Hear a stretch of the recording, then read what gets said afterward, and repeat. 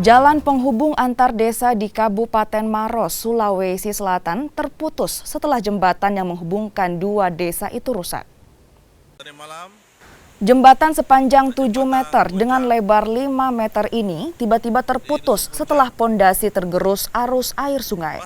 Akibat terputusnya jembatan, ada 4 desa yang terdampak di Kecamatan Tompo Bulu, Kabupaten Maros. Sejumlah warga yang hendak melintas ke wilayah ini terpaksa mencari jalur alternatif lain yang lebih jauh. Sementara itu, tidak sedikit pula warga yang menggunakan roda 4 memilih balik arah lantaran jalur alternatif yang tersedia hanya bisa dilalui oleh kendaraan tertentu. Jadi jembatan yang putus ini adalah jembatan yang menghubungkan 4 desa. Desa Tompo Bulu, Desa Bontomanai, Desa Bontomatinggi, dan Desa Bontomanturun. Kurang lebih panjangnya 7 meter. Jadi semalam terjadi hujan yang cukup deras pada dini hari. Air yang mengaliri sungai Pucak ini menggerus bagian pondasi jembatan.